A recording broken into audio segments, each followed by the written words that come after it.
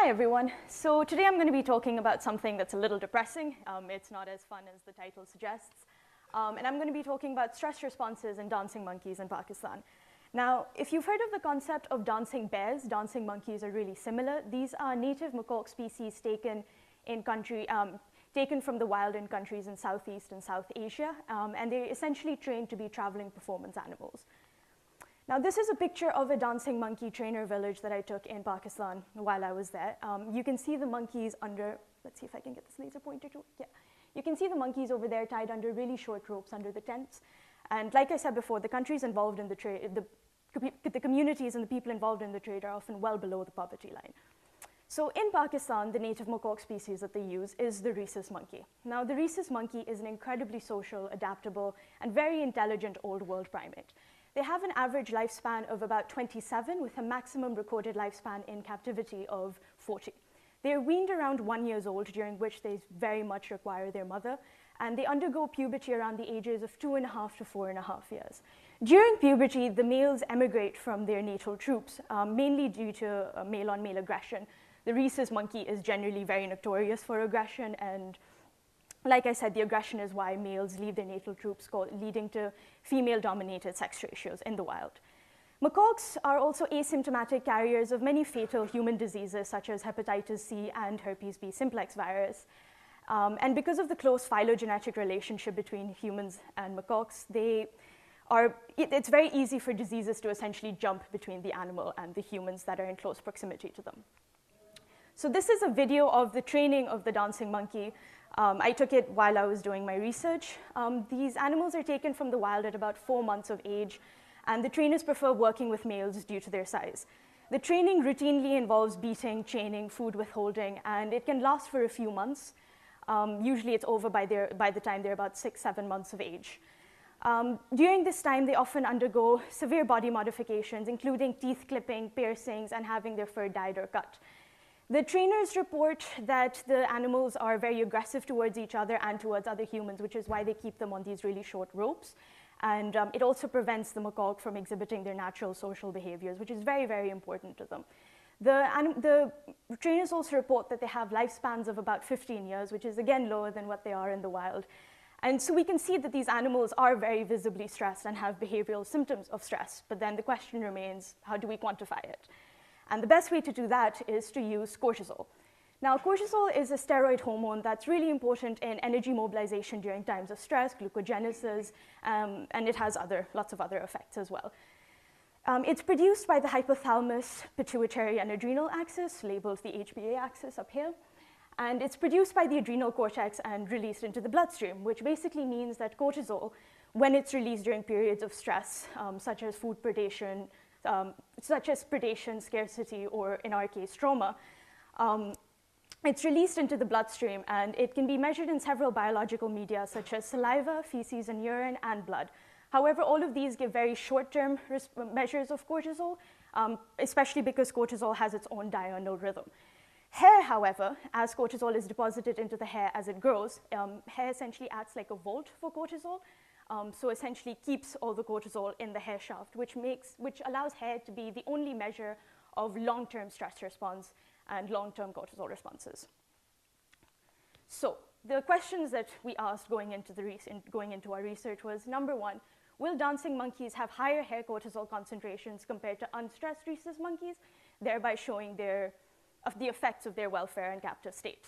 And number two, will an increase in hair cortisol concentration be correlated with an increase in distress behaviors, allowing behavioral models and biochemistry to essentially verify each other? And the stress behaviors that we measured we essentially created ethograms and scores for them. And the only ones that you really need to focus on here is fear, aggression towards both other animals and humans, and abnormal behavior. Abnormal behavior includes self-harm, pacing, repetitive behaviors, and it's essentially a sign, especially in primates, of a negative mental state. So this is a video of one of the shows. You can see multiple behaviors exhibited in this. The monkey is biting his hand. He's patting the ground, which is a sign of aggression. Biting his hand, sign of abnormal behavior. He is He has the tense mouth, the round mouth that you can see, which is again a sign of stress and abnormal behavior. So using the score, we'd rate the monkey a 3 for fear, a 2 for aggression, and a 2 for abnormal behavior. So essentially what we did was we recorded 50 dancing monkey performances and took hair samples from them. And we compared them to unstressed monkeys from Florida. And so these rhesus monkeys were kept in a semi-free range sanctuary and were allowed to maintain near natural levels of social behaviors and kept in a near natural environment, which meant that they would have no additional stress and hence normal levels of cortisol.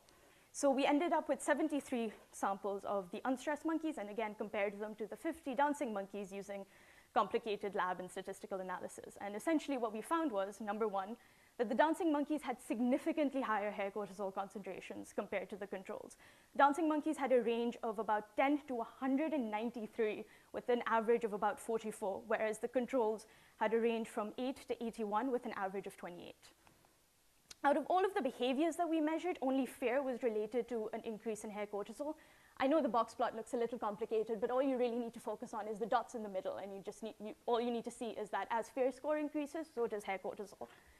All dancing monkeys exhibited at least one display of fear during their show, which means that even though the training procedure is over, they're still under extreme amounts of stress that manifest in behavioral observations. Another thing that we found was using the UC Davis non-human primate body condition score. No dancing monkey was scored as an optimum of 3, which meant that they were all very, very thin, and this has long-lasting impacts on their physiological health. One interesting thing that we found is, like I said before, rhesus macaques are really, really social animals, and social grooming is a vital part of their lives. 38% of the dancing monkeys had some indication of parasite presence, so seen by empty lice eggs on the hair samples. These are pictures of what the empty lice eggs look like under a microscope. And this can also be used as a poor welfare indicator, especially because none of our controls had any indication of parasite presence. And these are animals that are allowed to maintain their normal social groups and normal social behaviors. And to kind of sum up, I want to bring your attention to the concept of the 5 freedoms of animal welfare. It was created by the International Farm Animal Welfare Council in 1979, and it's pretty much become the basis of animal welfare. It essentially has 5 main points to it, which is every animal under human control needs to have freedom from hunger and thirst, freedom from discomfort, freedom from pain, injury, and disease, freedom to express most normal behaviors, and freedom from fear and distress. And I don't need to reiterate it, but as you can see, the dancing monkeys are denied pretty much every freedom on this list. And I'm hoping that by bringing this list to your attention, you not only use it for animals in entertainment, but also you can use it for any sort of animal in captivity that you encounter. And I'm hoping that everyone can kind of use this to understand what animal welfare really is and use it in their daily lives. So in summation, I just want to say that our research found that, yes, these dancing monkeys are significantly more stressed, not only on a biochemical level, but a behavioral level as well, which impacts, again, not only their physiological state, like we've seen with their lowered lifespans and lower body condition scores, but also their state of mind and other health issues, because increased cortisol concentrations can have a range of deleterious effects, including suppressed immune system, reduced bone formation, etc.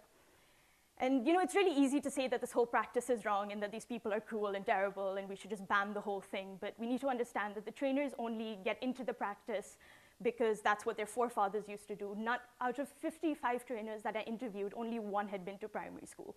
Everyone else was uneducated. They didn't know how to read. They didn't know how to write. And this trade that they got into because they had no other options was their only source of income.